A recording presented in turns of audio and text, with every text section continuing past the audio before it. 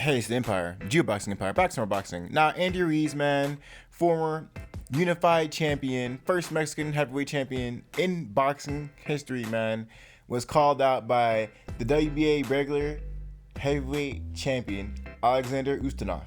Now, this is a really big deal, man. Ustinov has won the title in the heavyweight division as a WBA champion, and for one reason or another, he's been outside the ring since 2017.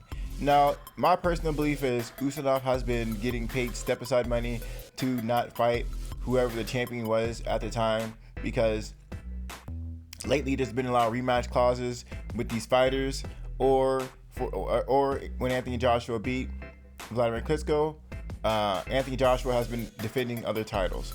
Now, that being said, man, I'm pretty sure Charr has been getting, living real well, getting that step-aside money from Anthony Joshua. You gotta understand, when you get step-side money, you don't gotta pay trainers, you don't gotta pay sparring partners, you don't gotta pay for a training camp. You just getting paid, baby. You just getting paid. So Manuel Charr has been living that good life. He's been living that good life, man. Not really fighting, just getting paid to step aside. And I think he knows that money's running out now. He's gonna have to step up and fight. Now, that being said, he says, you know what? I'm gonna fight Andy Ruiz. If I'm gonna fight someone, I'm gonna fight someone who's a big name, who I might have a chance to win. Right now, Andy Ruiz, man, him beating Anthony Joshua the first time was shocking to the world, but the second fight, he didn't look so sharp, and Manuel Charr is banking on this guy not looking like he did the first fight, right? Now, I'm getting close to you guys. Now, Manuel Charr said this. He said, Andy Ruiz, I'll give you the opportunity to become world champion again. Accept my challenge and do not hide behind your manager or promoter. Be a man and fight me. I'll come to the US or Mexico. I guarantee you that this would be a real battle. That's what my boy Manuel Charr said, man. And, it would be cool for him to come to the US or Mexico. I really want Andy Ruiz to fight in Mexico. I think that'd be a really big deal. It'd be great for the economy for Mexico. The guy is the first unified Mexican heavyweight champion in boxing history.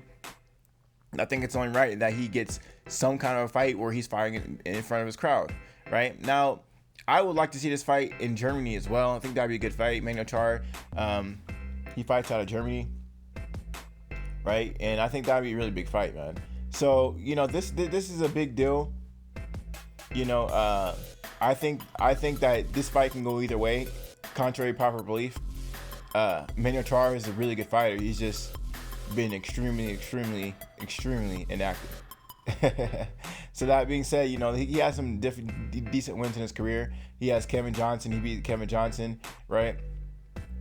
He beat Sifri, which is a pretty good domestic German level fighter. Really good. He's fought a lot of top guys over there. A lot of his fights are like big Eastern European fighters who are big for the region, right? He's fighting a regional Eastern European superstars, right? I mean, he fought people like Alexander Povetkin. He came up short at that fight, but he's, like I said, he's been fighting people in Russia like Johan Duhaupas, right? I mean, he's fighting top Eastern European fighters, and people just don't know who they are in America, but they're really big names over there, and he's fighting the best of the best. So that being said, man, Manuel Charr is not a guy to be slept on. The guy still has a lot left in him, and we're gonna see how the whole thing unfolds, man. I haven't seen much about him recently, but we're gonna see how this whole thing plays out, man. Let me know how you guys feel about it, though. I think Andy Ruiz, he's definitely gonna come hungry for this fight. This definitely can be another chance for him to regain the throne and be a force again in the heavyweight division, right? In fact, if Andy Ruiz can happen to get this title, he'll be easily, people will mention him when they talk about the champions, right? They'll talk about Deontay Wilder, Tyson Fury, Anthony Joshua, and they're going to be talking about Andy Ruiz as well. Regardless if he's not the super champion, he's just a regular champion, right? If you know about the WBA, they have the WBA super title, WBA regular title, and then they got the international titles. But the WBA regular title and super title, they're basically seen as like hand in hand. The super is supposed to be seen as above the regular, but these days, man, with the WBA, their fighters seem to be on equal footing most of the time. It's basically like a 50-50 most of the time between a regular champion and a super champion. So we're gonna see how this whole thing plays out, man. You know, Manuel Charr, phenomenal fighter, superstar Eastern European fighter, fought a lot of top names over there in Eastern Europe. A lot of people it's just not known in America. A lot of people speak foreign tongues, so it's really hard to get the grasp on who they are as people, as an everyday person, or as a boxer. So it's just a lot of disconnect between Eastern Europe as far as their walk of life and how they go about doing things. So we're gonna see how this whole thing plays out, man. Let me know how you guys feel about it, though. I thought I'd talk about it.